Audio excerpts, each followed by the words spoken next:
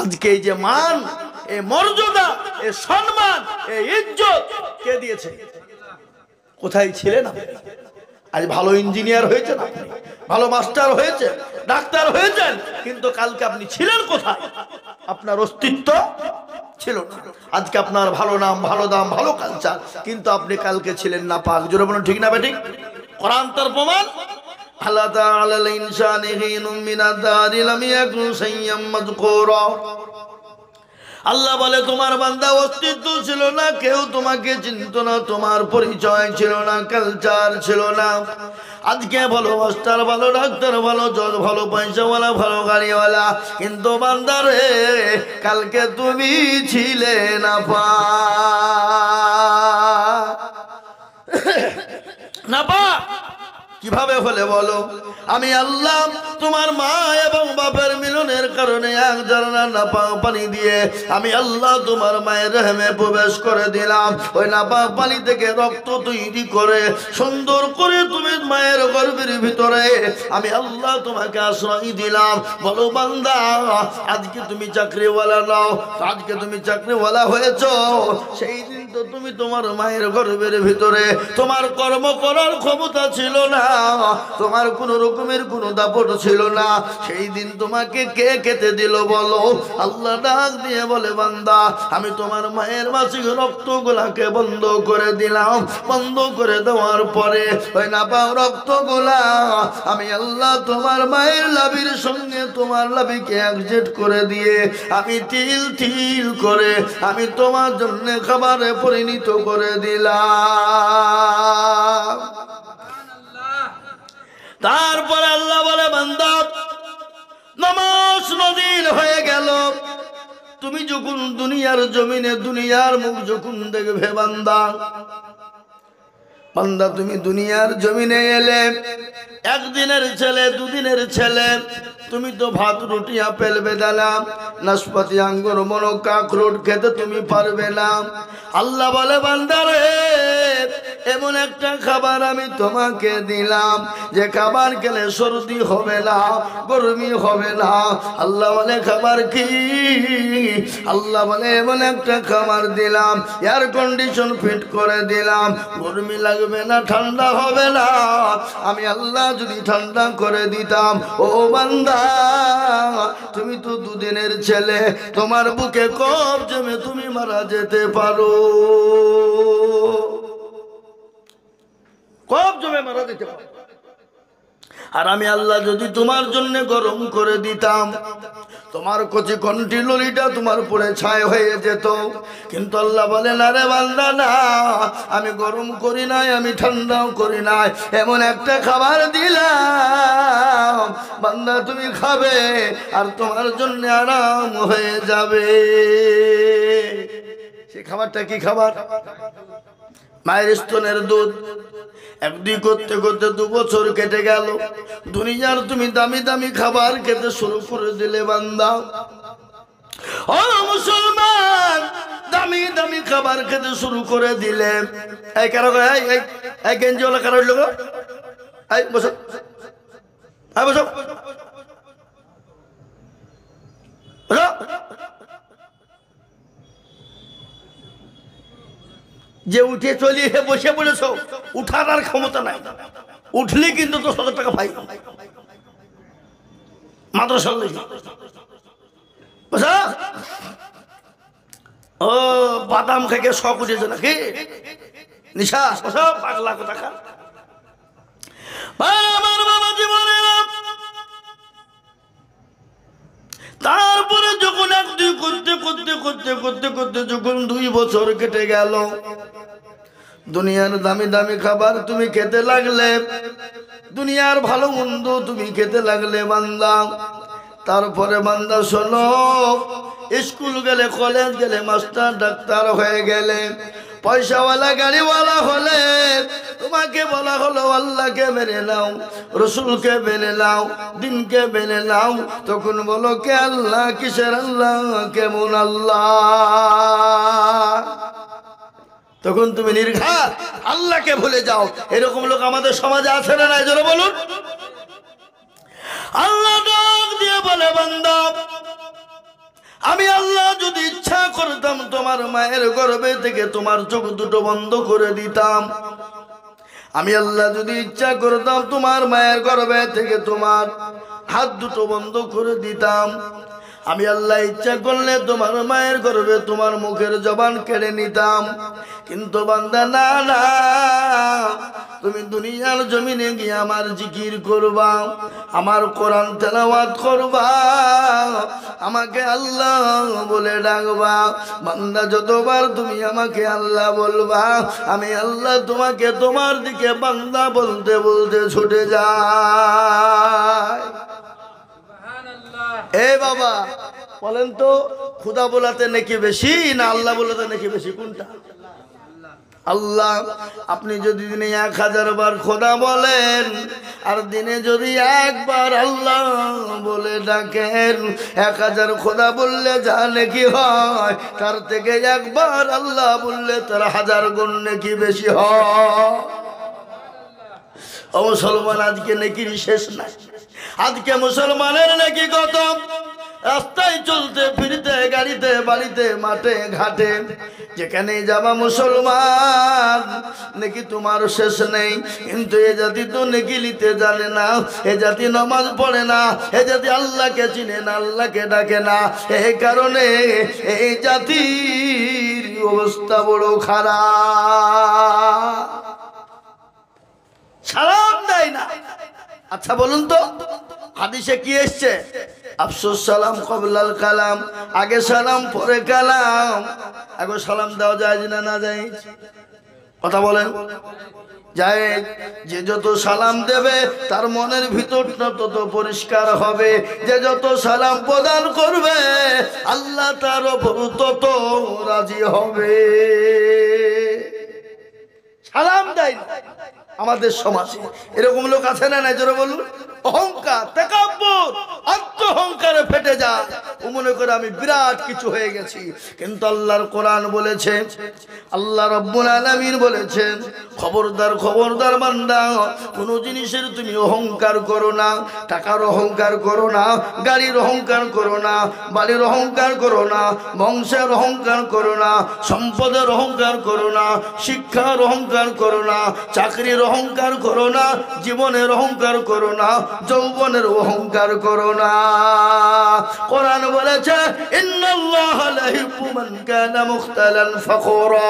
আল্লাহ ডাক দিয়ে বলে, বান্দারে, কেউ যদি কোন রকমের কোন জিনিসের অহংকার করো, আমি আল্লাহ তোমাকে দুনিয়ার মাটিতে আমি তোমাকে বরবাদ করে দেব। অহংকারের মালিক কে? যারা বলুন। অহংকারের একজন মালিক, তিনি হলেন আমার আল্লাহ। বাদ বাকি আল্লাহ বললেন, তোরা অহংকার আমার সামনে দেখাবে। অহংকার একমাত্র দেখাবেন কে? তিনি হলেন আল্লাহ। আমার বাবা জীবনেরা, ও মুসলমান গো, আমার আল্লাহ বললেন, অহংকারের মালিক, তোমাকে জীবন দিয়েছি, যৌবন দিয়েছি, তোমাকে জানমাল আমি দিয়েছি, সেকেন্ডে কেড়ে নিতে পারি। আজকে তুমি শরীরের অহংকার করবা। এ বডি বানিয়েছেন কে? জোরে বলুন কে? এই চেহারা দিয়েছেন কে? আল্লাহ। আল্লাহ আমাদেরকে ইচ্ছে করলে কুকুর ছাগল ভাড়া বানাতে পারতো কিনা? জোরে বলুন। কথা বলেন না কেন? পারতো না? পারতো না। কিন্তু কিসের অহংকার? কবি বলেছে, রূপ যৌবনে যদি এ থাকে অহংকার, আর গরস্থানে গিয়ে দেখো হালত থাকা। কত যে সুন্দর ছেলে কবরে শুইয়া, কত যে সুন্দর নারী কবরে শুইয়া, রূপ যৌবন গেল মাটিতে মিশিয়া। যাহাদের রূপে রূপ এ গর্বিত ছিল, এ তাহাদের রূপ দেখো মাটিতে খাইল। উঠাও উঠাও মাল গাড়িতে ভরিয়া, আর গাড়ি যখন ছেড়ে দিবে প্রস্তাবে বসিয়া, খোদারি হুকুম হবে ছেড়ে দেবে গাড়ি, আর জমিনেতে পড়ে পড়ে দেবে গড়াগড়ি। মুসলমান, কিশোর অহংকার করো? একবার কবরের দিকে লক্ষ্য করে দেখো, কবর কোন জায়গা? কবর কাকে বলে?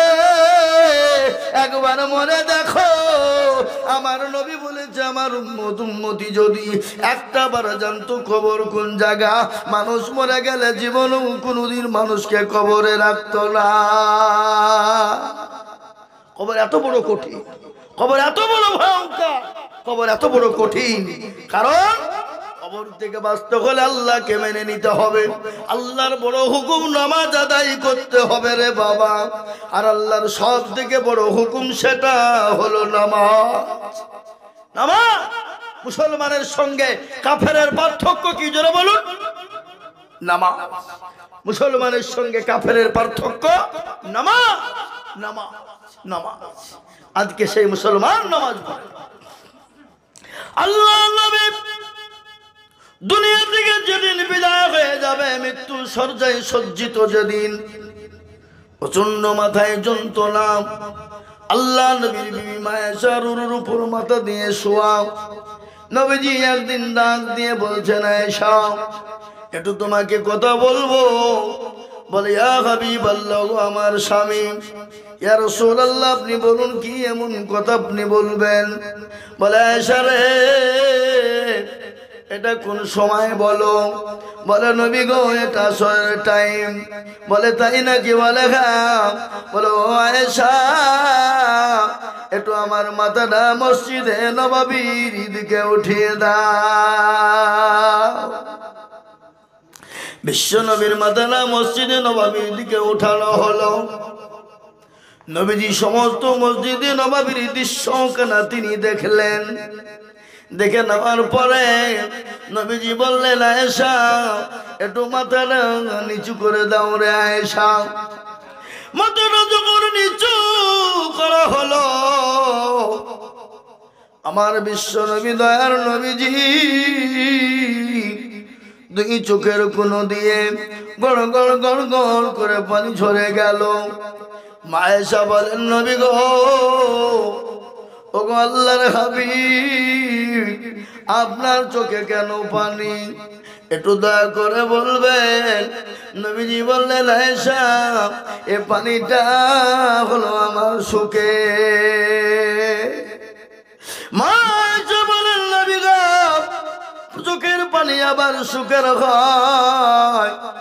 বলে, ইয়া রাসূলুল্লাহ, বলুন চোখের পানি আবার সুখের হয়? নবী বলেন, আয়েশা, মানুষ দুটো টাইমে চোখ দিয়ে পানি আসে। একটা টাইম যদি অতিরিক্ত শোক হয়ে যায়, দেখবেন অতি গরিব ভিখারি দরিদ্র ঘরের ছেলে দিন এনে দিন খায়, দিন কেটে দিন খায়, অতি তাড়াতাড়ি যখন সে বড় লোক হয়ে যায়, সে আনন্দই তার চোখে পানি আসে না গো। আল্লাহ তুমি কি করতে পারো? কোথায় ছিলাম, কোন জায়গায় তুমি পৌঁছে দিলে। একটা আনন্দই চোখে পানি হয়, আর একটা বড় কষ্ট পেলে, দুঃখ পেলে পানি হয়। দুঃখ কষ্ট পেলে পানি হয়। বিশ্ব নবী বলছেন, আয়েশা, আমি আজকে বড় আনন্দিত, বড় খুশি। বলে, ইয়া রাসূলুল্লাহ, আপনি দুনিয়া থেকে বিদায় হয়ে যাবেন, দুনিয়া থেকে চিরতরমের জন্য চলে যাবেন, জীবনও আর ফিরে আসবেন না। কিন্তু নবী আপনার চোখে পানি কেন বলেন? বলে, আয়েশা রে, ওরে আয়েশা, আমি নবী দুনিয়া থেকে চলে যাব বটে, কিন্তু আমি আমার দৃশ্য মসজিদে নববীর দিকে তাকিয়ে যেটা দেখলাম, আমি রাসূল চলে যাব, কিন্তু আমার উম্মতি কিয়ামত পর্যন্ত তারা নামাজ আদায় করবে, কিয়ামত পর্যন্ত। এই জন্য আমি আসছি, আনন্দ করছি, চোখে পানি। আজকে সে মুসলমান নামাজ পড়ে না। একটা ঘটনা আমার মনে হয়ে গেল, সাহাবাদের জীবনে চোখে পানি চলে আসবে। সাহাবাদের করুণ জীবনী যদি বলি, চোখে পানি আসবে। একজন সাহাবা অতি গরিব মানুষ, বাড়িতে খাবার নাই, বাড়িতে কোনো দ্বিতীয় পোশাক নাই, কিন্তু তিনি প্রতিদিন মসজিদে নববীতে নবীজির পিছনে নামাজে দাঁড়িয়ে যেতেন, হাজির হতেন, নামাজ পড়ে সঙ্গে সঙ্গে বেরিয়ে যেতেন। সাহাবার একদিন নয়, দুদিন নয়, 3 দিন হয়ে গেল, কিছুই বলে না। নবীকে বলছেন, ইয়া রাসূলুল্লাহ, আপনার রমক সাহাবা কেন কোরআনের মাজমাতে বসে না? নবীজি কোনো কথাই বললেন না। আবার বললেন, ইয়া রাসূলুল্লাহ, আপনার রমক সাহাবা কিছু বলে না, বসে না। তৃতীয় দিন নবী বললেন, ও সাহাবারা, তাল এদিকে এসো, বলো তোমাদের খবর কি? বলে, নবী গো, আপনার রমক সাহাবা প্রতিদিন নামাজ পড়ে আপনার পিছনে, আর নামাজ পড়ে সঙ্গে সঙ্গে মসজিদ থেকে বেরিয়ে যা, কোরআনের মাজমায় বসে না।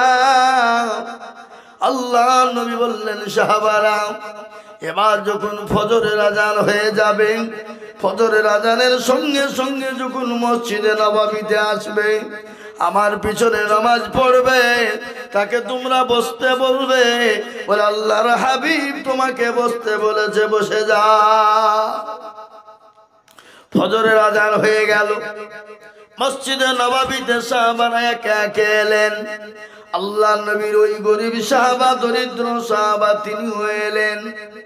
আসার পরে নবীজির পিছনে জামাতে তিনি নামাজ আদায় করলেন।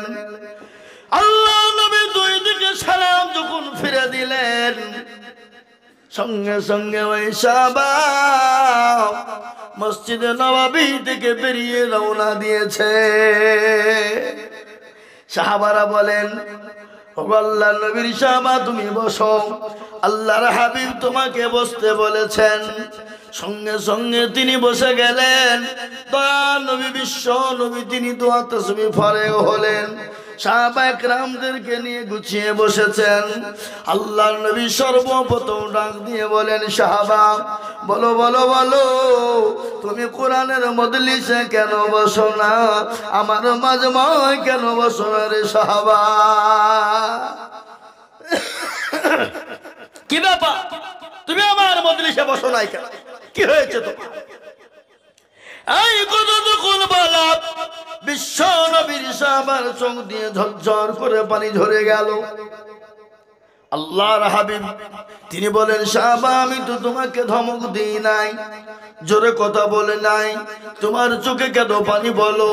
আর একটা কথা আমার মনে হয়ে গেল, আচ্ছা বলুন তো, নবীজি দুনিয়ার জমিনে কত বছর বেঁচে ছিলেন?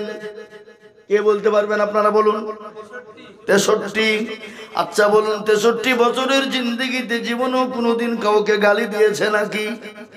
কত জোরে বলতে হবে? কোনোদিন কাউকে গালি দেন নাই? কোনোদিন কাউকে মেরেছেন নাকি? কোনোদিন কারোর সঙ্গে বেঈমানি করেছেন নাকি? জীবনে কোনোদিন কারোর সঙ্গে মিথ্যা কথা বলেছেন নাকি? জীবনে কোনোদিন কাউরের আমানতের মাল খেয়ানত করেছেন নাকি? বিশ্বনবী কাউকে কথা দিয়ে কথা রাখেননি, এরকম করেছেন নাকি? কোরআন প্রমাণ দিয়েছে, লাকাদ কানা লাকুম ফি রাসূলিল্লাহি উসওয়াতুন হাসানাহ।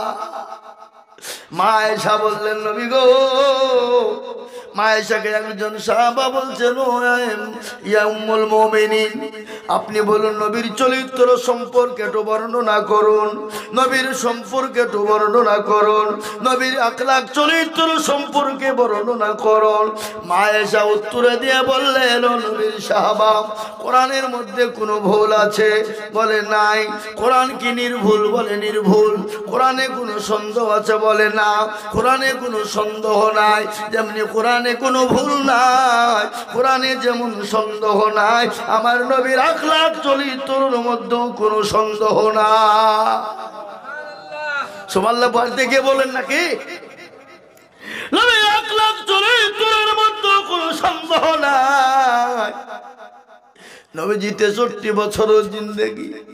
ও মুসলমান, আর নবীর আদর্শিত যারা হয়েছে, তারা কোনোদিন মারামারি করতে পারে না, লুটপাট করতে পারে না, ছিনতাই করতে পারে না, চুরি করতে পারে না, নামাজ ছাড়তে পারে না, আমানতের খেয়ানত কোনোদিন করতে পারে না, মানুষের হক নষ্ট করতে পারে না। বাবজি, নবীর উম্মত যারা, নবীর আদর্শিত যারা, তাদের দ্বারাতে কখনোই খেয়ানত হতে পারে না, চুরি হতে পারে না, মানুষকে মারতে পারে না। ৬৩ বছর। আপনার আমেরিকার একজন লেখক, খ্রিস্টানদের ঘরের ছেলে, যার নাম হলো উইলিয়াম হার্ট। কি নাম? জোরে বলুন। উইলিয়াম হার্ট একটা কিতাব লিখেছে, যে কিতাবটার নাম হলো দি 100, যে কিতাবটার নাম হলো দা 100। 100 মনীষীর জীবনী লিখলেন। 100 মনীষীর জীবনী তিনি লিখতে গিয়ে দেখলেন প্রতিটি জীবনীতে প্রত্যেকটা মনীষীর জীবনে কলঙ্কের দাগ আছে, কিন্তু একটা মনীষীর জীবনে কলঙ্কের দাগ নাই। তিনি হলেন বিশ্ববরণ্য নবী, মানবতার দূত জনাবে মুহাম্মদুর রাসূলুল্লাহ সাল্লাল্লাহু আলাইহি ওয়াসাল্লাম। সুবহানাল্লাহ বলে। নবীজির এত কোন রকমের। উইলিয়াম হার্ট একটা খ্রিস্টানদের ঘরের যুবক, সে যদি লিখতে পারে, আমরা মুসলমানরা কেন লিখতে পারবো না? আমরা কেন নবীর আখলাক সম্বন্ধে জানবো না? কেন আমরা নবীর চরিত্র সম্পর্কে জানবো না? নবীর কত আখলাক শুনেলেন, নবীর ব্যবহার কত শুনেলেন। খালি মুসলমানদের সঙ্গে ব্যবহার করেছে ভালো এটা নয়, অন্য জাতির সঙ্গে নবী সুন্দর ব্যবহার করেছে, করেছে না করে নাই? একদিন সাহাবারা নবীর সাহাবাদেরকে নবীজি কোরআন শিক্ষা দিচ্ছিলেন। কি শিক্ষা? জোরে বলুন। কোরআন। হাদিসে এসেছে খায়রুকুম মান তাআল্লামাল কুরআনা ওয়া আল্লামাহু, যারা কোরআন শিখে অপরকে শিক্ষা দেয় পৃথিবীর জমিনে তারা উত্তম ব্যক্তি। নবী এই মাইকে সাউন্ডটা বাড়াও তো, কম করে দিয়েছে, তার লাগি আমার সাউন্ড হচ্ছে না। উপায় লেগেছে নাকি? নাই নাই, মাইক সাউন্ড পালিয়েছে। তাই ভাইরা আমার দরদি শুনালেন, সাহাবাদেরকে কোরআন শিক্ষা দিচ্ছে।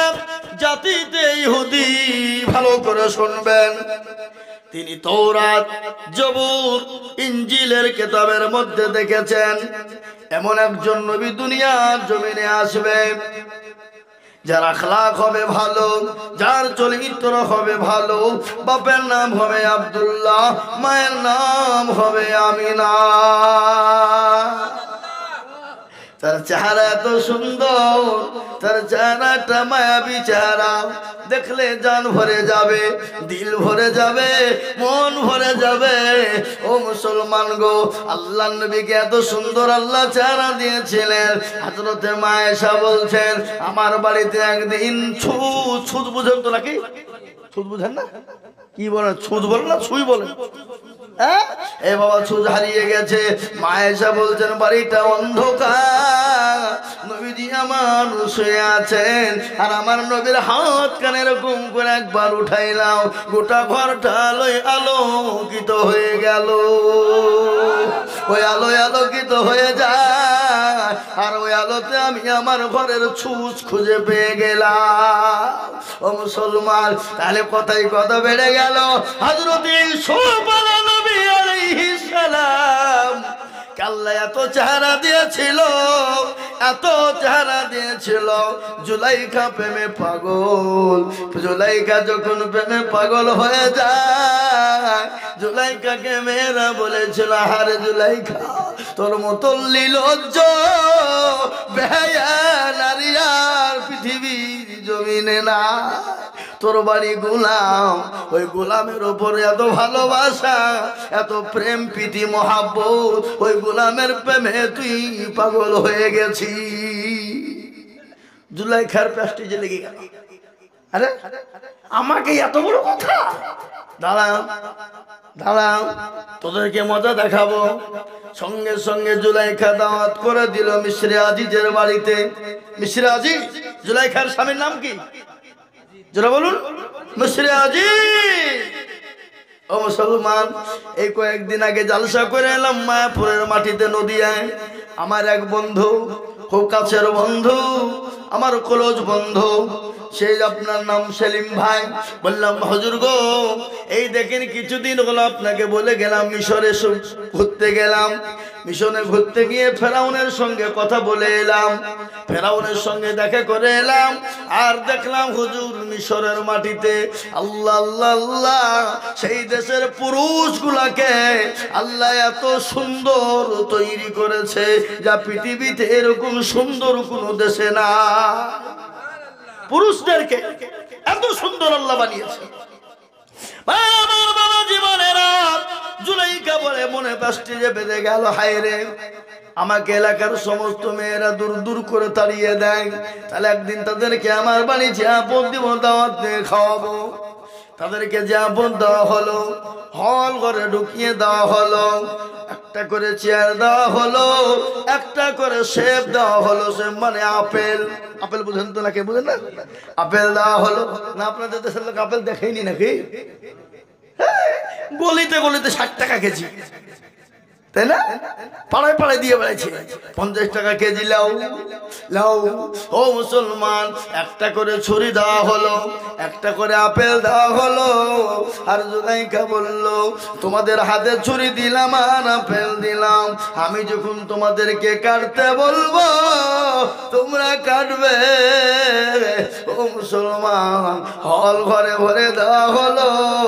হযরত ইউসুফ নবী আলাইহিস সালামকে ওই মহিলাদের সামনে যখন আনায় হলো বাবা, হযরতে জুলাইখার দিকে লক্ষ্য না করে ও ইউসুফ নবী আলাইহিস সালামের দিকে লক্ষ্য করে মিশরের সমস্ত মেয়েরা হাতের কবজা পর্যন্ত তারা কেটে ফেলেছিল। সুবহানাল্লাহ বলো।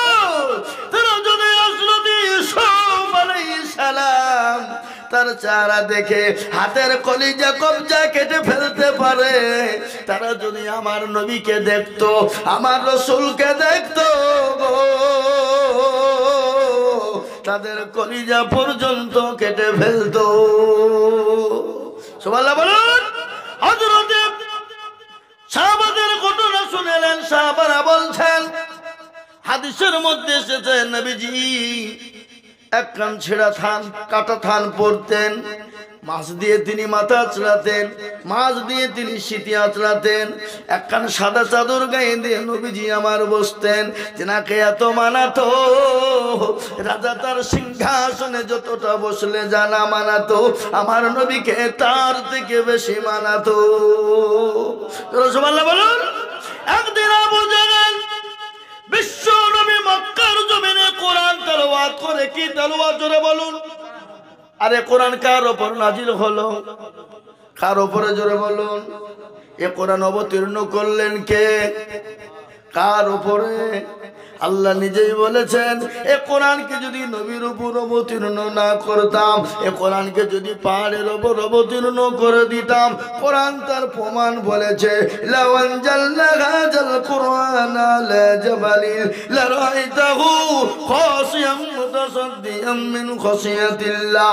ও মুসলমান শুনে নাও, এ কোরআনকে যদি নবীর উপর অবতীর্ণ না করে পাহাড়ের উপর অবতীর্ণ করা হতো, পাহাড় পর্বতগুলো চূর্ণ বিচূর্ণ হয়ে যেত। সেই কোরআন পড়ছেন কে?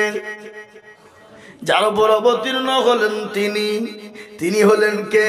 তিনি হলেন বিশ্ববরণ্য নবী, তিনি হলেন সরকারে দু আলম। তিনি কোরআন তেলাওয়াত করছে, আর আবু জাহেলের মাথায় আগুন উঠে গেল। কি উঠে গেল? কথা কন না কানে? আগুন। আবু জাহেল মক্কার জমিনে তাম্বুতে গিয়ে বলল, খবরদার ওই তাম্বুর দিকে তোমরা যেও না। বলে কেন যাব না? বলে ওখানে একটা পাগল এসেছে, পাগল, খবরদার পাগলের কাছে তোমরা যেও না। কিন্তু বাবা, পাড়াতে যদি একটা ভালো পাগল আসে, কেউ যদি বলে যেও না, তো সবারই তো মনে কৌতূহল জাগবে না, যে পাগলটা একবার দেখেই আসি, কিরকম পাগল। বলবে না যারা বলবো কিরকম পাগল, একবার দেখে আসি। আবু জাহেল একবারে তাম্বুতে বলে, খবরদার কেউ যেও না পাগলের কাছে, পাগল, ও পাগল। সবাই যখন পাগল বলে আবু জাহেল আপনার ফাইসালা করে বেড়াই তাম্বু। সমানের মনে কেউ তো কৌতূহল জেগে গেল, পাগল কে রে? কে পাগল? একবার দেখি। পাগল দেখতে গেল।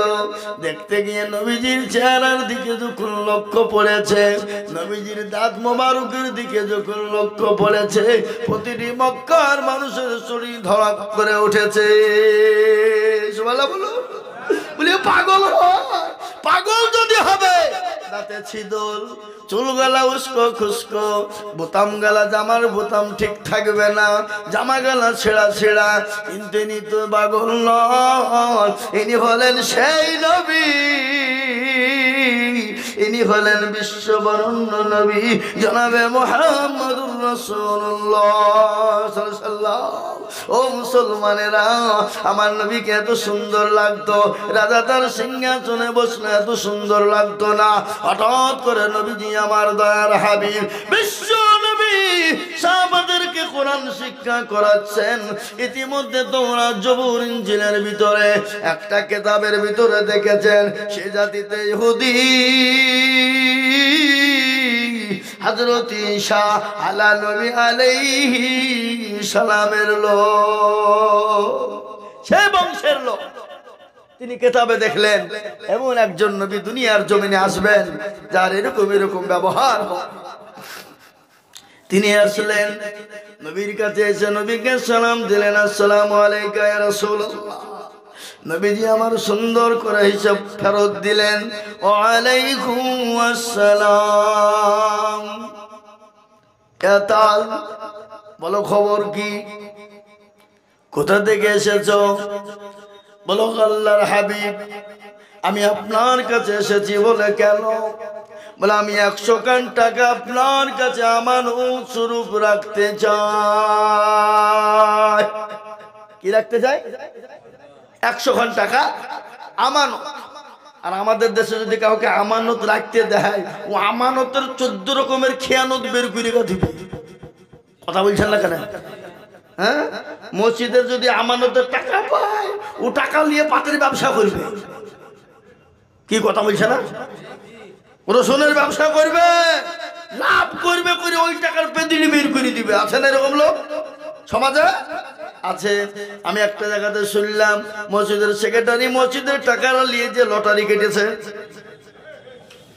এই যে কথা বলে না, লটারি কেটেছে, যে টেয়ারে গুঁজেছে বাবা, টেয়ারে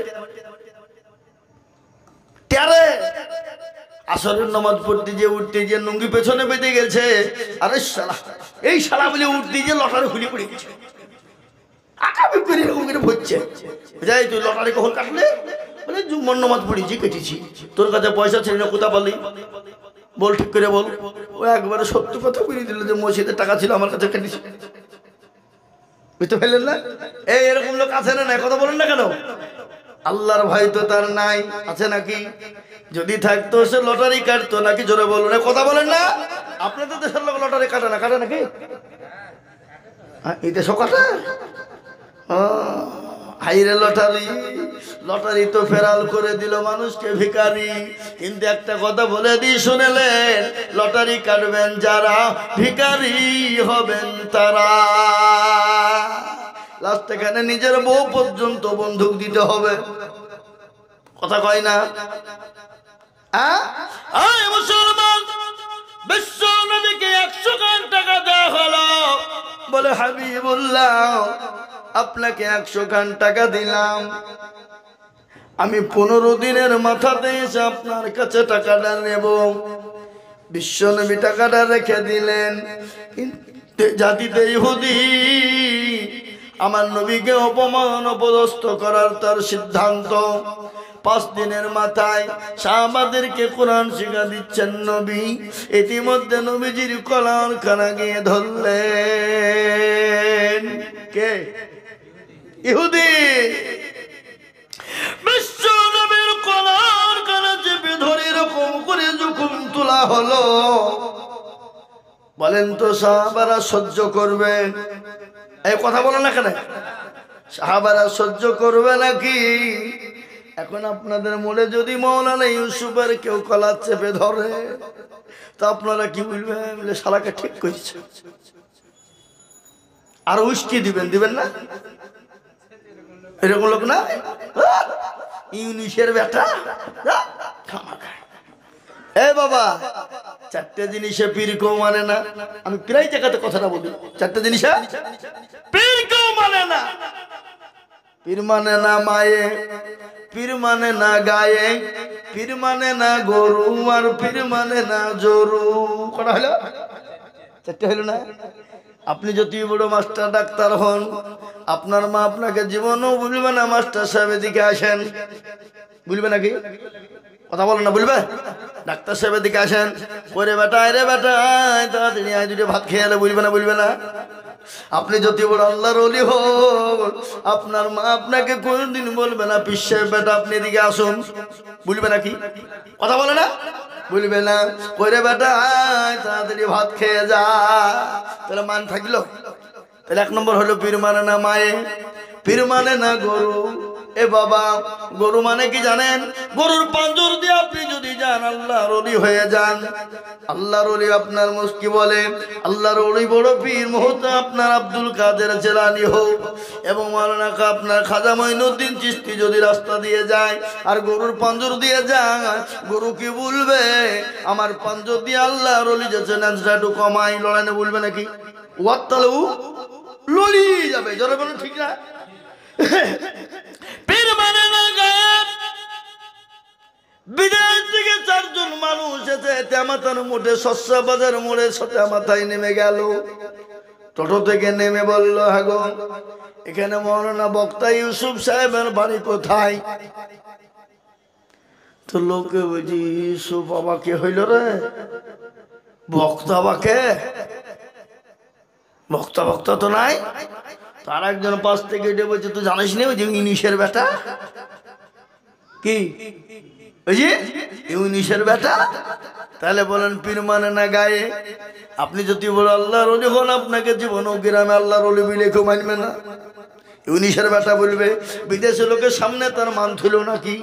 তাহলে পীর মানে না গায়ে আর পীর মানে না জরু। আপনি যদি বলো আল্লাহর ওলি হন, আপনার বিবি আপনাকে কোনোদিন আল্লাহর ওলি বলে ডাকবে না। কি বলছেন বলেন?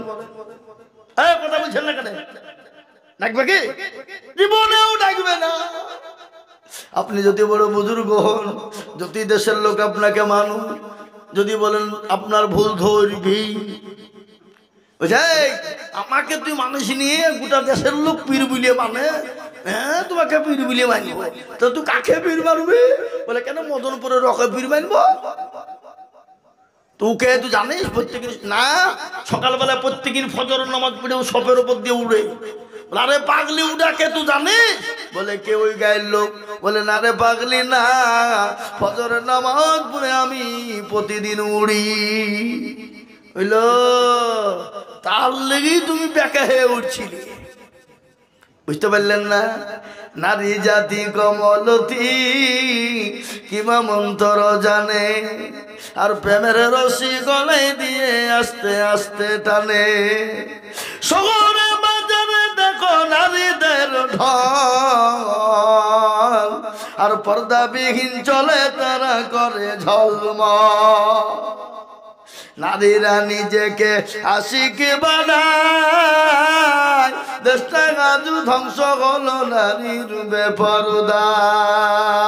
ও মুসলমান, আমি বক্তব্য শোনাবো, তার আগে আমি একটা কথা বলি বাপ। আজ সারা ওয়ার্ল্ডে চাইছে কোরআন থবে না, ইসলাম থব না, মাদ্রাসা থব না, মসজিদ থব না, মুসলমানকে থব না।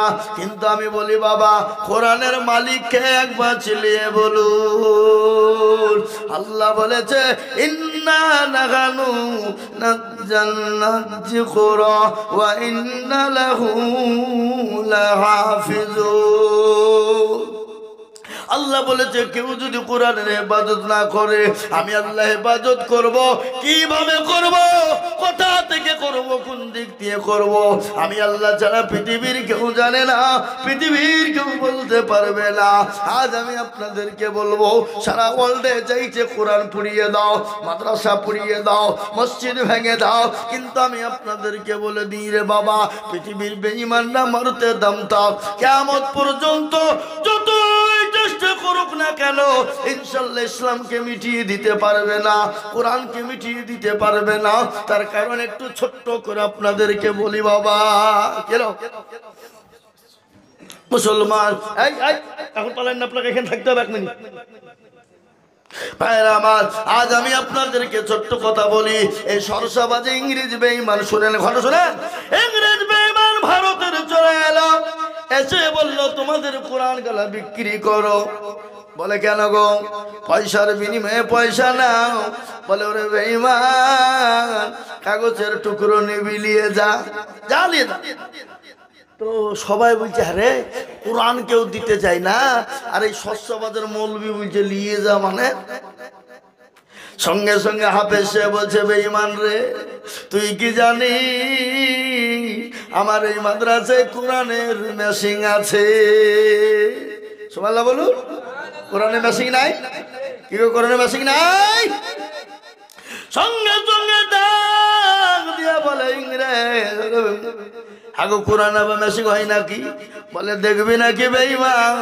সঙ্গে সঙ্গে বলছে হ্যাঁ দেখি।